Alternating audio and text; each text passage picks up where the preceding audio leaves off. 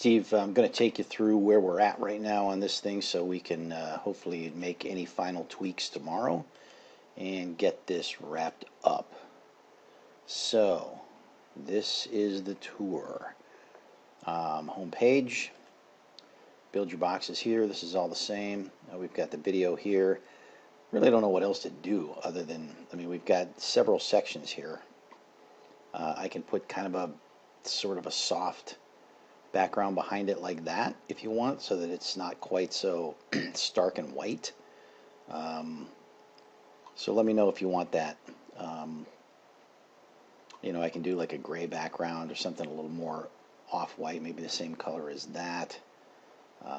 Let me know what you think. Click the video and it's going to launch in a modal window.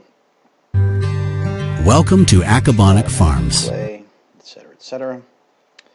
Then we've got this build your box section, how it works. This language here, if you want to specify what you want to see there, let me know. I'd be happy to change any of that. I just need to know the details. This is the same, that's the same, and this is the footer. And again, what I did was took it down from 3 to 4, from 4 to 3. I feel like, these are, believe it or not, 3 equal parts right here. The problem is, and I'll show you what the issue is. Hold on just a second. You can see as I highlight each of those segments, Instagram, the second one, the third one, that they're each the same width. That light blue color represents the width of that container. So we got 3 containers, all that are the same width. The problem is, obviously, that these are, they don't take up as much content. So it looks like there's a disparity here. The easy solution would be to make all of this text in this center aligned, in which case it's going to align in the center.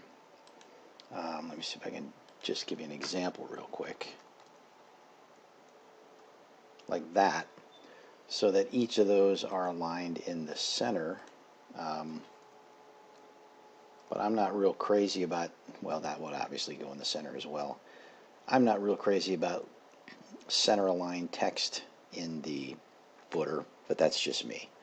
So if you want, I can make that happen, and then that will even it out. I think that's probably the most logical explanation, or the most logical fix, but whatever you think you want to see there, just let me know. So then we click on Build a Box. That's going to take us to our bundle, and this is the bundle page. So this is obviously a little bit of a different layout, but this is the template that I built out of the app. So we have obviously our 3 pieces here. Again, any of this text you want to see changed, let me know. I put this little mini menu up here so that if somebody clicks on steaks, it's going to take them down to the steak area.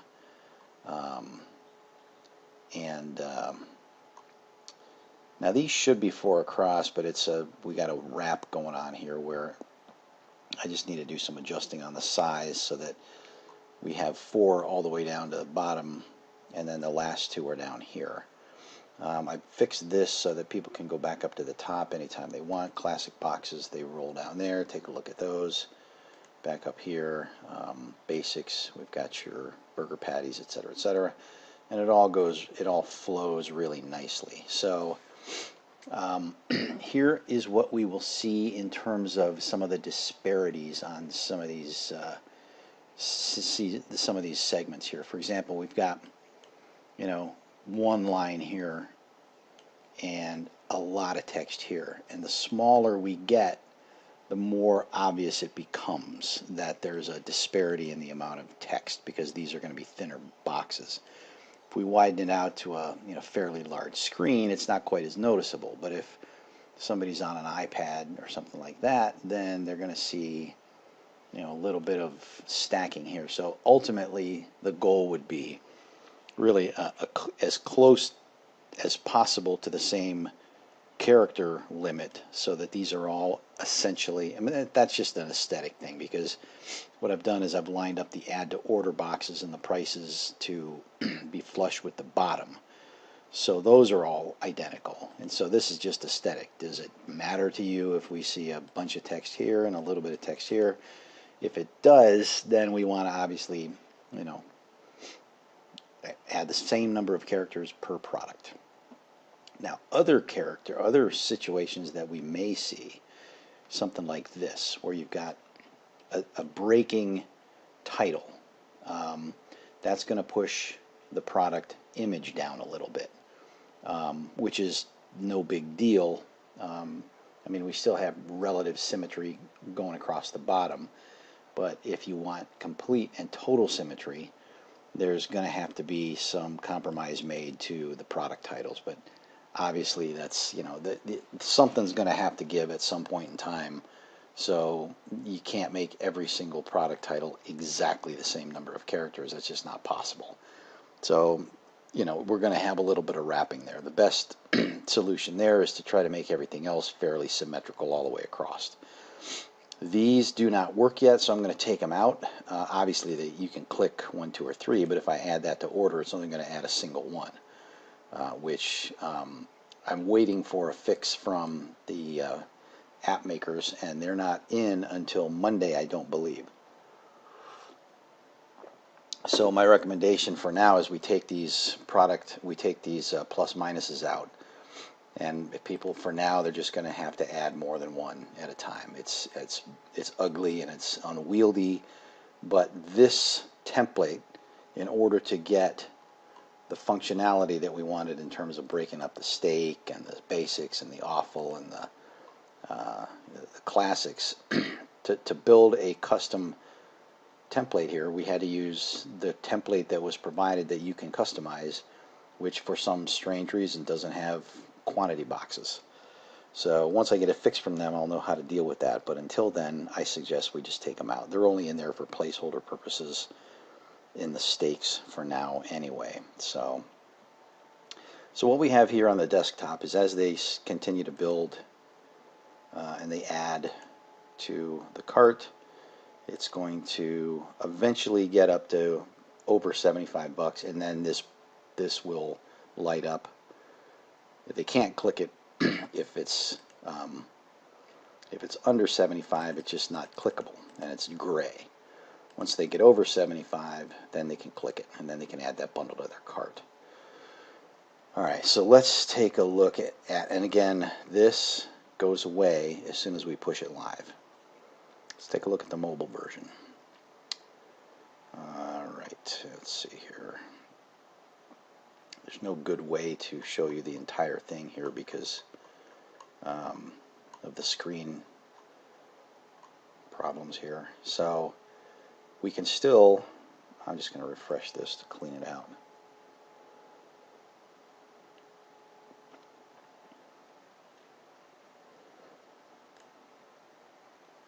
So let's say I want to go down to classic boxes. It's going to roll me down there. I can add this to the order, and once I do, it's going to take me to that, to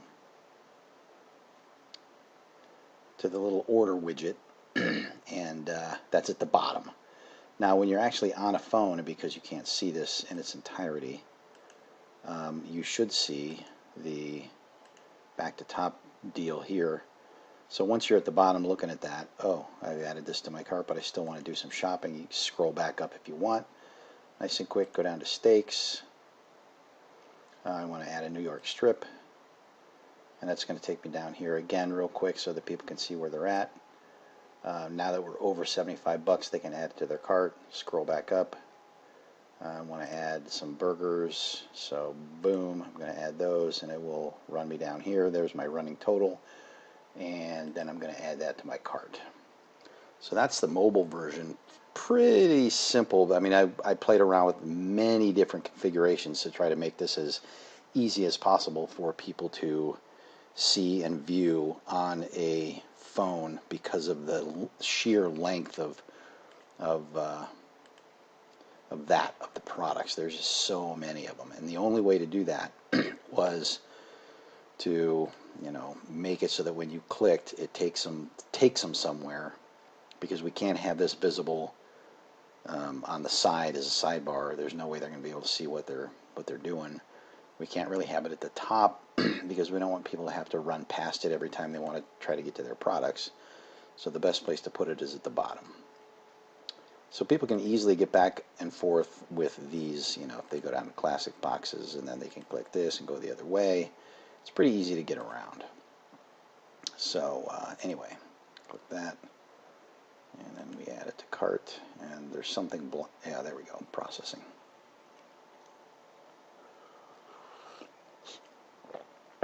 And then it will take us to the cart.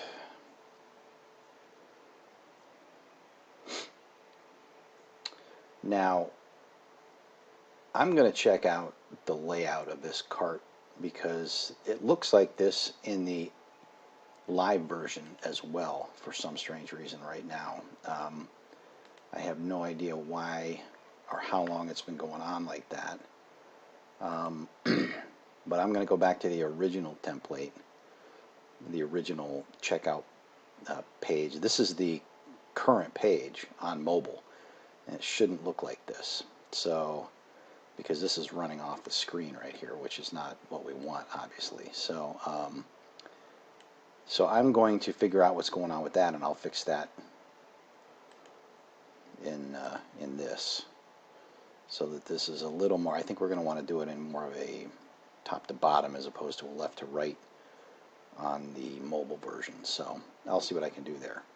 But anyway, do me a favor, go through this all. You've got the link, and get me some bullet points to tweak, and I'll tweak them. We still have no images. I'm going to focus on, you know, these little design tweaks that need to be made. I think functionality-wise, we're where we want to be. Design-wise, there's a little bit of cleanup, obviously, and maybe some language. So what I need is language if you want any changes there. But if you can upload those images once the photographer gets them to you, he should be giving you 500 by 500 square images, and then you can load them in. I'll be in tomorrow off and on.